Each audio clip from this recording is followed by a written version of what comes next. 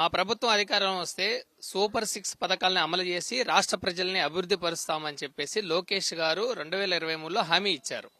Media సాక్షిగా ఆయన మాట్లాడారు. మేము ఎట్టి పరిస్థితుల్లో సూపర్ 6 పథకాలను అమలు చేస్తాం. ఒకవేళ అమలు చేయకపోతే మా చొక్కా పట్టుకొని మా కాలర్ పట్టుకొని మీరు నిలదీయండి అని ప్రజల్ని పబ్లిక్ స్టేట్మెంట్ ఆయన ఇచ్చారు. మరి ఈరోజు సూపర్ 6 పథకాల అమలు చేయాలంటే ప్రభుత్వం దగ్గర ఆర్థికంగా డబ్బులు లేవు, కాబట్టి అమలు చేసే పరిస్థితి లేదని వాళ్ళ నాన్నగారు ఈ రాష్ట్ర ముఖ్యమంత్రి అయిన చంద్రబాబు నాయుడు గారు ఈ రోజు తేల్చి చెప్పారు, నిన్నగాక మొన్న.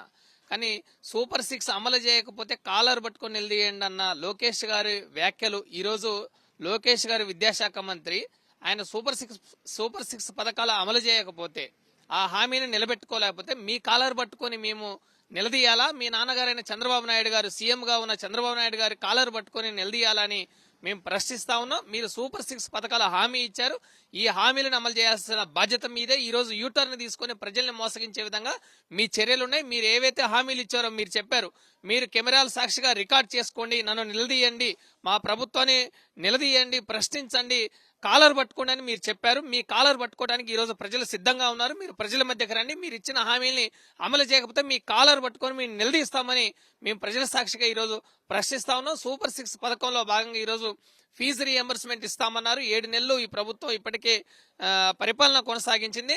3,900 కోట్ల రూపాయలు ఫీజు బకాయిలు ఉన్నాయి. మీరు ఫీజులు ఇవ్వకపోతే విద్యార్థుల చదువులు ముందుకెలా వెళ్తాయి?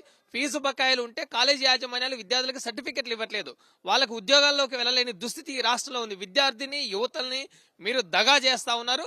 16,347 పోస్టులతోటి మొట్టమొదటి సంతకం చంద్రబాబు నాయుడు గారు మెగా డిఎస్సి పేరుతో ఇచ్చారు. ఈరోజు అది దగా డిఎస్సిగా మారింది.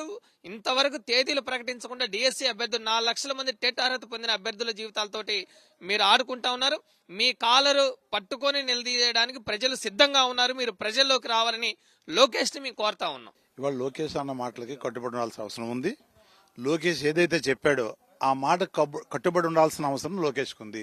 ఇవాళ చొక్కా పట్టుకొని కాలర్ పట్టుకొని అడిగే అవకాశం మేము కల్పిస్తున్నాము అని చెప్పేసి ఆయన ఇంటర్వ్యూలో చెప్పాడు.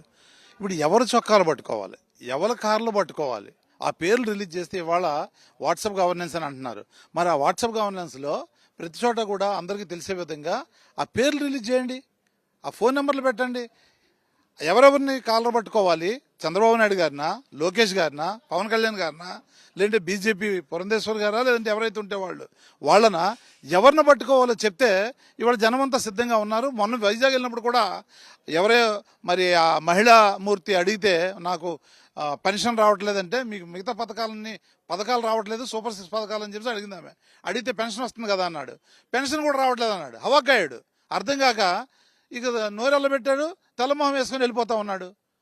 మరి చొక్కా పట్టుకొని ఉంటే ఇప్పుడు వాళ్ళందరూ చొక్కా పట్టుకొని రెడీగా ఉన్నారు. మీ రాష్ట్రంలో ఎక్కడ తిరిగినా కూడా మీ అందరు చొక్కాలు పట్టుకోవడానికి ప్రజలంతా సిద్ధంగా ఉన్నారు. మీరు సిద్ధంగా ఉండండి, చొక్కాలు ఎక్కువ పట్టుకుని వెళ్ళండి వెళ్ళేటప్పుడు. ఎందుకంటే ఒక చొక్కా చిరిగిపోయింది అనుకోండి, మిగతా చొక్కాలు వేసుకొని మీరు మళ్ళీ పట్టుకునేటట్టుగా వాళ్ళకి అవకాశం ఇవ్వాలి. కాబట్టి మీరు చొక్కాలు కారులో పెట్టుకొని తీసుకొని వెళ్ళండి, దాన్ని కూడా బడ్జెట్ రిలీజ్ చేసుకోండి.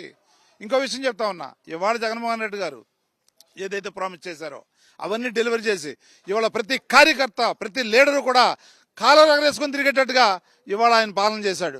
మీ కాలర్ పట్టుకొని అడిగేటట్టుగా మీరు పాలన చేస్తా ఉన్నారు.